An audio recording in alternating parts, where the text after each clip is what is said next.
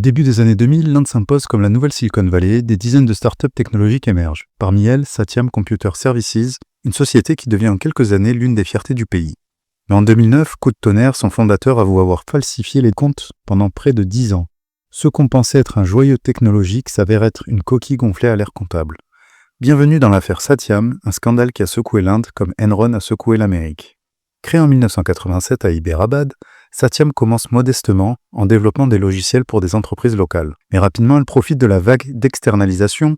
Les grandes entreprises américaines sous-traitent de plus en plus en Inde.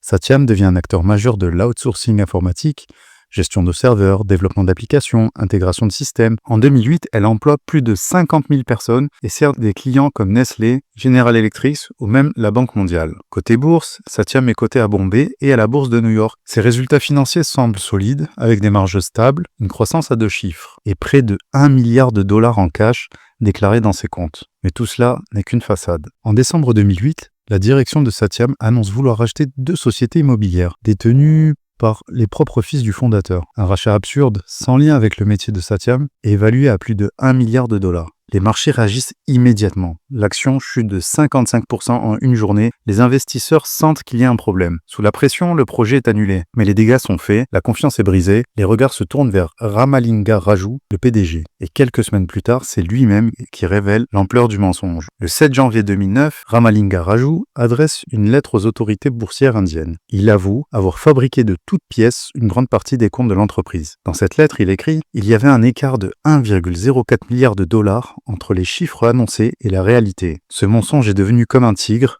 que je ne pouvais plus contrôler. Pendant plusieurs années, il avait gonflé les revenus fictifs par de fausses factures clients, créé de faux documents bancaires pour simuler la présence de cash, gonflé les marges pour attirer les investisseurs et même embauché des employés fictifs pour justifier la croissance. Ce n'était pas qu'un simple maquillage, c'était une fraude structurée. Satyam utilisait plusieurs techniques. Revenus fictifs, elle créait de faux contrats avec de faux clients, en Inde ou à l'étranger, comptes bancaires falsifiés, des relevés inventés ou retouchés pour faire croire à la présence de liquidités, fausse facturation croisée, les filiales se facturent entre elles sans échange réel de services, effectifs gonflés, elle déclarait 13 000 employés de plus que ce qu'elle avait réellement. Les salaires de ces fantômes étaient encaissés ailleurs. Pourquoi faire tout ça? Pour maintenir l'illusion d'une entreprise en pleine croissance et attirer les investisseurs, les banquiers, les analystes. C'était un cercle vicieux pour justifier les valorisations. Il fallait toujours plus de profits fictifs et donc plus de mensonges. Après l'aveu, la réaction est immédiate. L'action de Satyam chute de 90% en quelques jours. La bourse de New York suspend le titre. Les autorités indiennes gèlent les avoirs de Raju. La presse parle du Enron indien. Des cabinets d'audit comme PwC sont accusés de négligence.